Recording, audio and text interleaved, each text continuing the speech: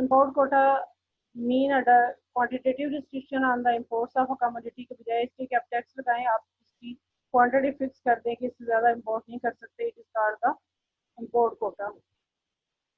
And import quota के effect same थे कि price will increase and government revenue may increase, decrease in consumer surplus, increase in producer surplus and debt weight loss.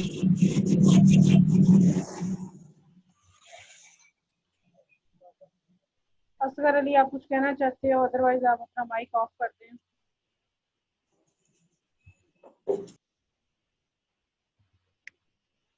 Then there was a comparison of the मतलब desired effect वो same थे. debt weight loss था, consumer surplus decrease, producer surplus increase, but in the comparison of import quota and import tariff हमने देखा कि इनके effect में कुछ ना कुछ डिफरेंट है. फॉर एग्जांपल के डिमांड इंक्रीज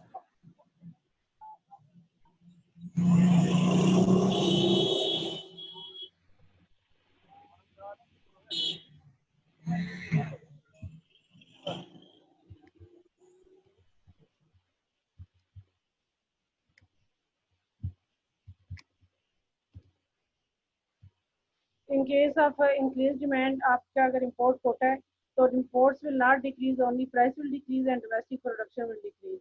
लेकिन उसके बजाय अगर import tariff है तो आपकी price will not increase, domestic production will not increase, only imports will increase. इसके अलावा ये कि कोटा में आपको लाइसेंस डिस्ट्रीब्यूट करने हैं इम्पोर्ट के, और इसके अलावा ये कि इम्पोर्ट कोटा की सिचुएशन में कंफर्मेशन के साथ आपकी एक्सपोर्ट जो होती हैं वो कम हो जाती है. देन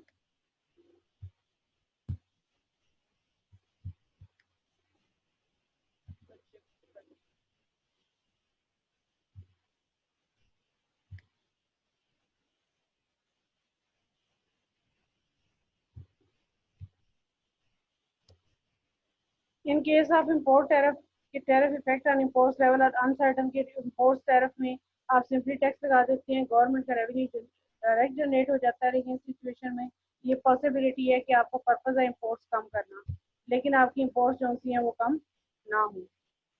क्यों कि अगर आपने टैक्स से प्राइस बढ़ाई है तो फार्म प्रोड्यूसर अगर चीप प्राइस पे वो गुड प्रोड्यूस कर सकता है तो पॉसिबिलिटी है कि सारा टैक्स जो है वो उसको अपनी कम प्राइस में एडजस्ट कर ले और प्रोड्यूसर को कंज्यूमर को सेम प्राइस पे वो प्रोवाइड कर दे वो चीज़ और आपकी इम्पोर्ट्स कम ना हो.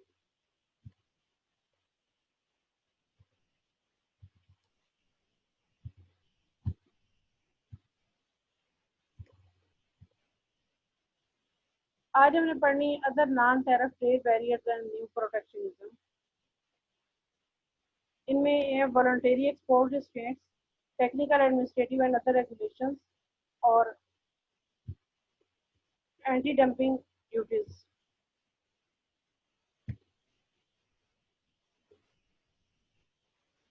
जब WTO के डिफरेंट राउंड्स में वर्ल्ड ट्रेड ऑर्गेनाइजेशन में फ्री ट्रेड को बार बार जोर दिया गया और डिफरेंट एग्रीमेंट्स थे कि आप ट्रेड पे टैरिफ या कोटा नहीं लगा सकते, तो ये जो एक्सपोर्ट रिस्ट्रेंट्स हैं जिनमें वॉलंटरी एक्सपोर्ट रिस्ट्रिक्शंस हैं या इसके अलावा एंटी डंपिंग लॉज हैं, ये ज़्यादा इंपॉर्टेंट हो गई क्योंकि इनकी इजाज़त थी, जबकि दूसरी जो सी हैं रिस्ट्रिक्शंस उनको बैन कर दिया गया. अब क्वेश्चन ये है कि अगर बाकी बैन कर दी गई तो इनकी इजाज़त क्यों थी. ओवर द टाइम ये ज़्यादा इंपॉर्टेंट है टैरिफ और कोटा की. इनमें सबसे पहले हम पढ़ेंगे वॉलंटरी एक्सपोर्ट रिस्ट्रेंट. पहले आप ये समझें कि इसका मतलब क्या है. ट्रेड रिस्ट्रिक्शंस में सबसे पहली बात क्या है कि अक्सर कंट्री जो रिस्ट्रिक्शन लगाते हैं वो इंपोर्ट्स कम करना चाहते होते हैं और एक्सपोर्ट्स बढ़ाना चाहते होते हैं.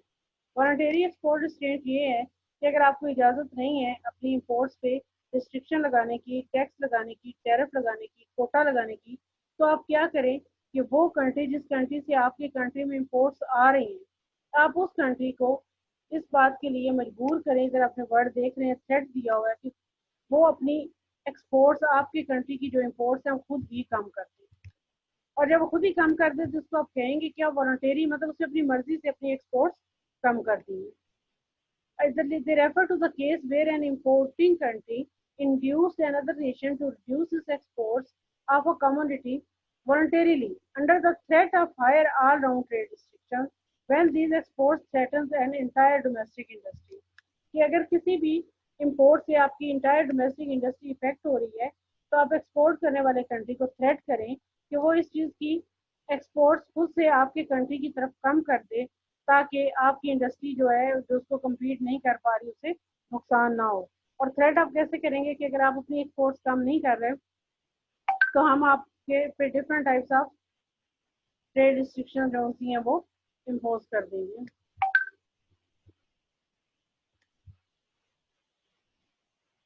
ये इसको जो वॉलंटरीली कहा गया, इसमें सबसे ज़्यादा ड्यूरिंग द पास्ट ईयर्स ये अमेरिका की तरफ से था, फॉर एग्जांपल जापान के लिए, कि वो अपनी एक्सपोर्ट ऑटोमोबाइल्स की खुद ही कम कर दे अमेरिका की तरफ।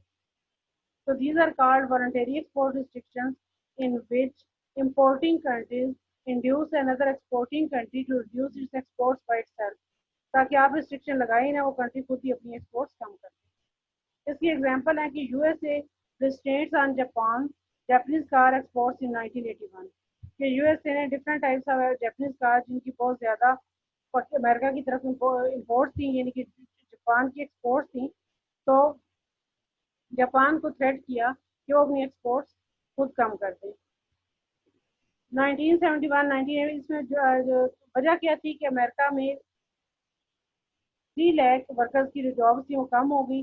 लॉस ऑफ 4 बिलियन जॉब्स जो कि अमेरिकन कंपनीज में किन में थी, जीएम, फोर्ड और शार्लेट, जो ये डिफरेंट कार की कंपनी अमेरिका की है, इनमें ये जॉब जो थी कम हो गई। इन अनएम्प्लॉयमेंट को कम करने के लिए अमेरिका ने थ्रेट किया जापान को, और Japan agreed out of fear. Japan फिर डिफरेंट टाइप्स की रिस्ट्रिक्शंस के खौफ से उसने खुद ही एक्सपोर्ट्स कम कर दी, और Japan gained by exporting high price autos. लेकिन इसका नतीजा ये निकला कि आपने जापान को रिस्ट्रिक्ट तो कर दिया कि आप इतने से ज़्यादा गाड़ियाँ हमारे कंट्री की तरफ एक्सपोर्ट नहीं कर सकते, लेकिन जितनी गाड़ियाँ उन्हें एक्सपोर्ट करने की परमिशन दे दी उसमें जापान ने क्या किया कि उनकी क्वालिटी बहुत ज़्यादा इम्प्रूव कर ली और उसकी प्राइसेस भी इम्प्रूव कर ली, और इस तरह जापान ने अपने रेवेन्यू को कम नहीं होने दिया। तो इसका इफेक्ट ये था कि एक्सपोर्ट कुछ ना कुछ कम तो हुई, और जब अमेरिका की तरफ इम्पोर्ट जो थी वो डिक्रीज हो गई, और अमेरिका ने अपनी जो अनएम्प्लॉयमेंट थी वो रिड्यूस हो गई। लेकिन इसका नतीजा ये निकला कि जापान ने हायर प्राइस कार भेजनी शुरू कर दी, which resulted in consumer paying 660 more for domestic and 1300 more for the foreign cars. जैसे कंज्यूमर को प्राइसेस बहुत ज़्यादा पे करनी पड़ी डोमेस्टिक कार्स के लिए अमेरिका में, और साथ ही इम्पोर्टेड कार्स की भी प्राइसेस चूँकि इंक्रीज हो गई। इसके अलावा वॉलंटरी एक्सपोर्ट रिस्ट्रिक्शन अमेरिका ने यूज़ की on steel exports in 1982 to limited imports to 20% of the United States steel markets, and it saved 20,000 jobs in USA, but it raised the prices of steel by about 20 to 30%. There are other types of trade restrictions which are come under the technical, administrative and other regulation. For example, first is safety regulation कि आप किसी country की exports या आने वाली imports जो आपकी country में हम पे पाबंदी लगा देते हैं, ये कह के कि हमारे लिए जो रिक्वायर्ड सेफ्टी रेगुलेशन होनी चाहिए इन ऑटोमोबाइल्स में। जैसे आपको पता है कि कार्स में एयर बलून्स होते हैं, डेवलपिंग कंट्रीज इस तरफ ज़्यादा तवज्जो नहीं देते, लेकिन डेवलप कंट्रीज में कोई भी गाड़ी जिसमें सेफ्टी प्रोटेक्शन के लिए इन case of accident air balloons ना हो, उसको इम्पोर्ट नहीं किया जाता और उसे यूज़ नहीं किया जाता। इसी तो ऐसी गाड़ियाँ जिनमें ये सेफ्टी रेगुलेशंस ना हो, उनकी इम्पोर्ट जो होती हैं बैन कर दी जाती हैं। तो ये भी एक तरह की ट्रेड रिस्ट्रिक्शन है। हेल्थ रेगुलेशन कि आपकी हाइजीनिक प्रोडक्शन जो है और packaging of imported food products कि अगर उनकी प्रोडक्शन जो होती है वो जिन कंडीशन में प्रोड्यूस की जा रही है वो हाइजीनिक नहीं है, साफ़ सुथरी नहीं है, सेहत के लिए अच्छी नहीं है, या उनकी पैकेजिंग ऐसी नहीं है, तो उन सब पे कोई ना कोई बैन लगाया जा सकता है, तो ट्रेड उनकी इम्पोर्ट रिस्ट्रिक्ट हो जाती है। इसके अलावा एक और तरीका है लेबलिंग रिक्वायरमेंट्स। लेबलिंग रिक्वायरमेंट्स ये होती हैं कि आपने जो भी प्रोडक्ट एक्सपोर्ट कर रहे हैं और जो कंट्री इम्पोर्ट कर रहा है उस प्रोडक्ट के ऊपर लेबल हो which is showing the origin and the contents, तो उसके ओरिजिन क्या है उस प्रोडक्ट का, एंड सेकंड ये कि उसके कंटेंट्स क्या है। तो ये जो डेवलपिंग कंट्री की बहुत सी एक्सपोर्ट्स होती हैं वो ये रिक्वायरमेंट्स पूरी नहीं करती, उनकी लेबलिंग अप टू मार्क नहीं होती, तो उसके ऊपर बैन लगा दिया जाता है कि ये लेबलिंग दुरुस्त ना होने की वजह से इस चीज़ को आप हमारे कंट्री में नहीं भेज सकते। लेकिन ये तीनों जो पॉइंट्स हैं इनका ताल्लुक तो सेफ्टी से है, हेल्थ से है, लेकिन ये आपका एक्सपोर्ट वॉल्यूम या ट्रेड वॉल्यूम को श्रिंक कर देती हैं, इसलिए ये अंदर अंडर आती हैं ट्रेड रिस्ट्रिक्शन या ट्रेड बैरियर्स के। इसके अलावा there are international trade cartels. अब इनका क्या प्रॉब्लम है? कार्टल क्या होता है? ये आपने माइक्रो इकोनॉमिक्स में पढ़ा होगा कि डिफरेंट फर्म्स मिलके एक कार्टल बनाती हैं जो आपस में डिसाइड करती हैं कि हम इस प्राइस से कम प्राइस पे अपनी गुड्स सेल नहीं करेंगे। इंटरनेशनल कार्टल ऐसा कार्टल होता है जिसमें एक्सपोर्टिंग प्रोड्यूसर या फर्म्स या प्रोड्यूसर जो होते हैं वो किसी एक कंट्री में नहीं होते, वो डिफरेंट कंट्री से बिलोंग करते होते हैं। ऐसे कार्टल को और वो आपस में डिसाइड करते हैं कि हम अपनी चीज़ मिलके इससे कम प्राइस पे सेल नहीं करेंगे। ऐसे कार्टल को इंटरनेशनल कार्टल कहते हैं। It is an organisation of supplier of a commodity located in different nations that agreed to restrict output and exports of commodity with the aim of maximizing profit। कि producer या supplier different countries में होते हैं, but वो आपस में decide करते हैं कि वो आउटपुट एक हद से ज़्यादा बढ़ाएंगे नहीं, दे रिस्ट्रिक्ट द आउटपुट और एक्सपोर्ट्स को भी रिस्ट्रिक्ट कर लेते हैं और प्राइस को इंक्रीज कर लेते हैं टू मैक्सिमाइज देयर प्रॉफिट। इसकी सबसे कम मशहूर एग्जांपल क्या है? OPEC. OPEC is organisation of petroleum exporting country और they restrict their oil exports होती है जिसमें सिर्फ ऑयल एक्सपोर्टिंग कंट्री है, तो वो अपनी एक्सपोर्ट्स की प्रोडक्शन को कम करके जब उनका दिल चाहता है प्राइसेस को इंक्रीज कर लेते हैं। इसके अलावा एक और एग्जांपल है कार्टल की international air transport association. Major airlines जो होती हैं वो आपस में डिसाइड करती हैं हम इससे कम प्राइस पे टिकट्स यहाँ जो भी फैसिलिटीज हैं प्रोवाइड नहीं करेंगे। तो इस तरह जो होती है उनकी सर्विसेज कम हो जाती हैं, प्राइसेस इंक्रीज हो जाती हैं।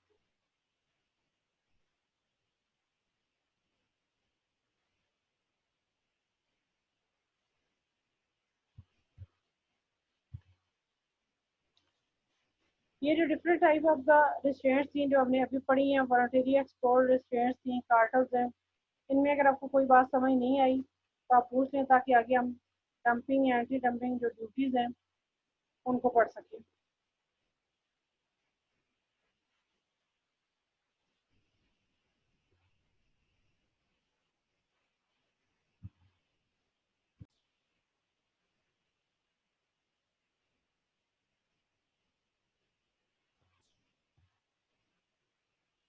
डंपिंग भी एक तरह की इंटरनेशनल डंपिंग के अगेंस्ट जो रूल्स हैं वो ट्रेड रिस्ट्रिक्शंस में आते हैं।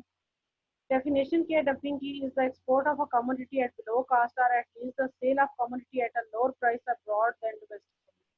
डंपिंग की डेफिनेशन वैसे आपने डोमेस्टिक मार्केट के लिए माइक्रो में पढ़ी हुई है। इंटरनेशनल डंपिंग क्या है कि आप कोई भी कमोडिटी जो सी है वो अपने कंट्री में तो कम प्राइस पे सेल करें और फॉरेन कंट्री में अपने कंट्री में आप हायर प्राइस पे सेल करें और फॉरेन कंट्री पे आप लोअर प्राइस पे सेल करें। दूसरा डंपिंग में ये डेफिनेशन में आता है कि आप अपनी जो कास्ट ऑफ प्रोडक्शन है उससे भी कम प्राइस पे फॉरेन कंट्री में एक चीज़ एक्सपोर्ट कर दें। तो इस पे इंटरनेशनल लॉ है कि अगर कोई कंट्री आपके कंट्री में अपनी गुड्स डंप कर रहा है, मीन के काफ़ी लो प्राइस पे या लो कास्ट एक्सपोर्ट कर रहा है, तो आप उस पर ट्रेड रिस्ट्रिक्शन लगा सकते हैं क्योंकि अगेंस्ट रूल है, आप अपनी इंडस्ट्री को सेव कर सकते हैं। डंपिंग के आगे डिफरेंट फॉर्म्स हैं, for example persistent dumping, predatory and sporadic dumping. Persistent dumping ये है कि प्रोड्यूसर इस तरह करे कि continuously a product export at low price for the foreign consumer and sale at higher price for the domestic consumer. It is called persistent dumping, that persistent sale of a commodity at below cost, continuous sale of a commodity at below cost or at lower price in the foreign market and at higher price in the domestic market. Second form है predatory dumping. Predatory dumping का purpose क्या होता है कि for the time being आप थोड़े से time period के लिए आप export a good a very low price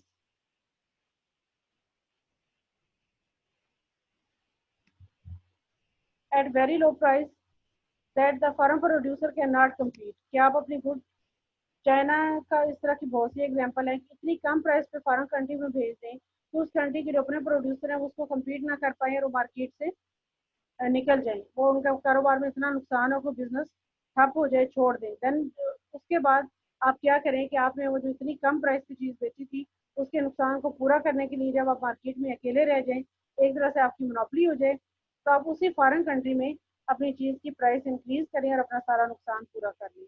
तो what is the predatory dumping? It is a temporary sale of a commodity at below cost or at lower price abroad in order to drive the foreign producer out of market. While there is an other form that is called the sporadic dumping. इसका purpose ये भी occasionally होती है, temporary for the occasionally on end of, हमेशा नहीं। और इसका purpose foreign producer को निकालना नहीं, बल्कि इसका पर्पज ये है कि किसी भी कंट्री में अगर किसी शख्स प्रोड्यूसर ने कोई चीज़ ज़्यादा क्वांटिटी में प्रोड्यूस कर ली है, लेकिन डोमेस्टिकली उसकी price they don't want to decrease the price domestically, then what they will do, they will export the extra quantity at very low price for the foreign consumer. So it is called the sporadic dumping. These are the three different types of dumping: persistent, predatory, and sporadic. These are international dumping, and there are the international laws to avoid the dumping of goods in your country. You can put restriction on the imports which are at lower price or below cost in your country. इसकी definition different types of की dumping की आपने book से अच्छी तरह से याद कर लेनी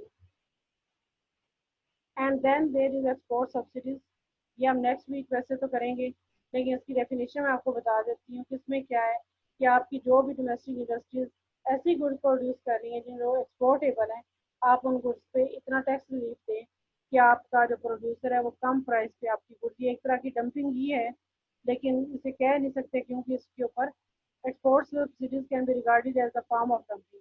लेकिन चूँकि एक्सपोर्ट सब्सिडीज होती हैं, आप फॉरेन कंट्री में नहीं अपने कंट्री में भी गुड जो होती हैं चीपर प्रोड्यूस कर रहे होते हैं, लेकिन जो ये सिर्फ एक्सपोर्टिंग प्रोड्यूसर को दी जाती है, तो इसलिए ज़्यादा फ़ायदा इसका एक्सपोर्टर्स को होता है और फॉरेन कंट्री में प्रोड्यूसर को इसका नुकसान होता है।